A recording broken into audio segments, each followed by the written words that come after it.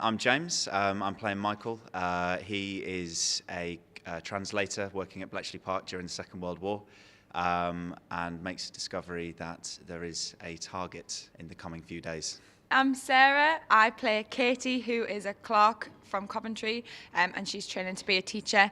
And she meets Michael on the platform in Henley and Arden Station, and falls head over heels in love for him. And of course, because of Michael's job within the military and within the war, it's not a straightforward love story, unfortunately. So that's all I'm going to say on that one. I don't want to give too much away. Twists and plots, hey? Yes. Indeed. So how long have both of you been involved with Guildburys? This is my second show with them, so I joined in January, I think it was. We did The Lady in the Van back in March. Thoroughly enjoying it, I must admit. It's great to find such a sort of welcoming theatre community in Guildford. I moved down here from the north, so it was something I was looking to get into, and been made to feel very welcome here. Yeah, it's really good. And this is my first show with Guildburys, so I've been a member since August. I have always done performing my whole life, but kind of fell away from the acting side, and one day I just decided, you know what, I'm just going to type in on Google Guildford auditions, and this play was the first thing that came up, and it was actually one of the best things I've done all year, really, making that decision. I've had so much fun rehearsing 3 times a week with these guys in preparation for the show. I've learned so much from them all. They're such a talented bunch, and I'm going to be really sad when it's over, but many more shows to come, hopefully. So you say this is your first one with Guildburys, Yes. and you've landed the lead role. Yeah. Well done. Thank you. Yeah, no, it was a big shock. I was originally cast as Joni, and then due to prior commitments from the original Katie, I was then bumped up to this part, and I have really connected with the part. She kind of reminds me a lot of me in a way. She's quite an awkward but very passionate teenage girl, and I connect a lot with that, and it's been a joy playing her and exploring the character. So you mentioned there about rehearsing 3 times a week. Yeah. How long has that been for, and how have rehearsals been going? So we've been rehearsing 3 times a week since the beginning of September, Yeah. and it's been really interesting, to be honest. This is such a plot with so many twists and turns and high points and a lot of dark points as well. You know, we're telling a story that happened within World War II. You know, it's heavy. So rehearsals have been intense but fascinating. You know, everyone's characters have got their own really interesting backgrounds, and being able to kind of delve into that and really bring out the plot within the play as well. It's been fantastic. Yeah, really eye-opening. I think it's quite humbling doing a play like this, because it is real. It did happen. And particularly when we get as as intense as we do in rehearsals, and you're doing it 3 days a week, you do get a real feeling for just how devastating this was.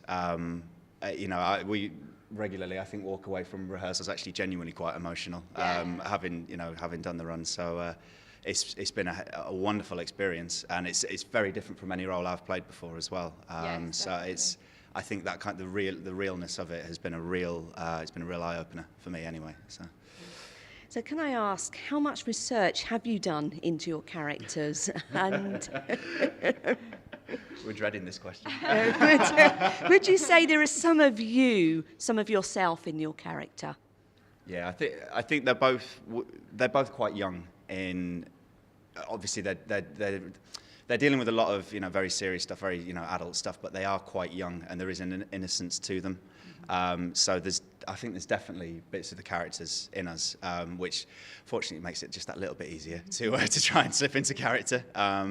But that's not to say that we haven't had to think about the world that they live in and the world they inhabit. And I was lucky enough, a few weeks ago we went to Bletchley Park for a day trip with the cast. And that was great, because until I went, I had a completely different image in my head of the world Michael works in, and actually seeing the huts and where all the magic happened, as it were, really was a real eye opener as to where this play takes place, and how they would sort of feel and react to this world that they're in. I think when you kind of take away that this play is set in a different era, and you kind of take away how different life was back then, actually, all of the characters in the story are just normal people. And so when you connect with a character like that, because, you know, as you said, our characters are young, we relate a lot to them in their mannerisms and their kind of attitudes towards life. But when you actually think that this story happened to people like us in 1940, it's kind of mind-blowing. Yeah, and trying to kind of put yourself in the shoes of these people is quite challenging. And yeah, as James said, it's been really emotional, like researching into what actually happened and trying to get into your head what that would have been like if it had happened now, you know. It's unbelievable. We've done a lot of, we've been very fortunate that a lot of the cast have had bits of memorabilia sort of passed down from older generations, and we've had, you know, identity cards brought in and old-fashioned telephones and just all little bits of props that are being used in the show. But just to even get your hands on those and see the kind of things that people had to live with back then while this was all going on, it's been really fascinating. Yeah. It took me the best part of a rehearsal to learn how to use a Bakelite phone. So, So you've not got long to go now. I know. No, How are you feeling? Do you feel ready? Yeah, definitely. I feel. I'm glad one of us does. No, I feel I'm looking forward to it. Obviously, at this time, inevitably, the pressure is building. Yes. I think we're all so proud of this show, and we've all worked so hard on this show that, of course, opening night is going to be a roller coaster. But bring it on. We've worked really, really hard. Everyone involved, from, you know, the director Gilly to all of the cast and the crew, are just incredible, and I think we're going to put on a hell of a show. It's been intense. I must admit, a little bit nervous. I'd be lying if I said I wasn't, but I can't wait now. As you know, as Sarah said it all, we've put in the work now. The company, Guildburys, are just phenomenal to work with. The level of detail that they've gone to with this, just from the props and the sounds, you know, costumes, you know, every little element has been thought about. So we just want to go out there now, I think, and do it proud, do them proud. So. And I'm sure you will. And as I say in Theatre Land, break a leg. Thank you very much. Thank you. My name's Gilly Fick. I am the director of One Night in November, which is going to be on at the Electric Theatre from the 15th to the 18th of November. It's a fabulous play. I've absolutely loved directing it, and I have a terrific cast. Basically, it's about the bombing of Coventry in November 1940, and we're absolutely delighted that it's taking place during the week of the 77th anniversary of the bombing of Coventry. It's essentially a love story, but it's wrapped up in the story of the codebreakers at Bletchley. We've had a huge amount of fun rehearsing this. It's a very demanding play in that it's technically difficult and very challenging, because we are going to be showing the bombing, literally, of the house. It's going to be very exciting, very noisy in places, and very evocative of the period. We have had terrific fun researching it. I've done a lot of research and I've thoroughly enjoyed it. We had a fabulous visit to Bletchley Park a couple of weeks ago, which was, as James said, it was really humbling. And I think anybody who has got any interest in history, it's an incredible place, and the Computing Museum is fascinating, aside from all the Bletchley Park codebreakers work, and the restoration of the huts. It's so evocative. They've done an amazing job, and we got, because obviously as part of the set, and the story takes place in Bletchley Park, gave us a fabulous insight into how the huts look, the very, very dim lighting, and the incredible atmosphere that I really hope we are recreating. It's going to be a really exciting play. We don't often do this, but we have a Saturday matinee because we think that it's a show that's really suitable for a matinee. Can I ask why this particular play? When I look at plays to direct, basically I look for a good story. And this is a really, really good story. And it's genuine. It really did happen.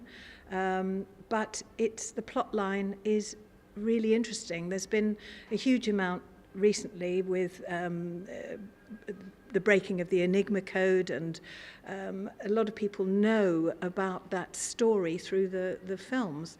But this is about Coventry. It was a hugely significant part of the Second World War. It really did create the most massive impression, and it was a pretty horrendous event. Nobody had bombed civilians in that way, and it broke all the rules of war, and it was very, very, very important to the people of Coventry, and it still is. But why this play? It's a cracking story. It's got great characters. It's about family. It's about relationships, and it's a love story. And who doesn't love a love story? So were you involved with putting the cast together and choosing who was going to play what role? Absolutely. That's a director's role. We hold auditions, and they're open auditions for Guildburys. Anybody is welcome to audition. And yes, I had terrific auditionees, and I've got a fabulous cast, and they really have gelled, and they're very real, and the family relationships are excellent and very, very believable. And although in places it's a very sad story, we've had a lot of fun doing it, and it has an amazing outcome. So was it a very difficult decision choosing who was going to play who? It's always every director's both pleasure and nightmare. The nightmare is having to tell people who have auditioned that unfortunately they can't be cast, and that's always the most difficult thing, but it's always a complete pleasure to be able to cast top quality actors, and we're very, very fortunate in Guildburys that we've got really top quality actors, but we've been delighted to welcome some new members to this cast, and I think they've enjoyed it. In fact, I know they have, and I've had an absolute ball. Now, is there anything that you're looking forward to with all of this? Everything, not just anything. I'm looking forward to seeing the vision that I saw in the play 2 years ago now, when I first read it, seeing it come to life on the stage. You get a flavour in rehearsal, but once it reaches the stage, then you have all the sound, the light, and all the stage setting that you've envisaged, and your designer has envisaged. And then that's the really exciting thing, and seeing it before an audience and seeing the reactions, because that's really why we do these things. So if someone listening is interested in joining Guildburys, can they do so? We're always very, very keen to welcome new members, either as actors or as backstage, technical crew. We've got a fantastic training programme. We can help anybody who's interested in learning about theatre craft, about backstage. If you'd like some information, you can visit www.guildburys.com or our Facebook page, Guildburys Theatre Company on Facebook. And we'd really like to hear from you. Gilly, thank you very much. Thank you.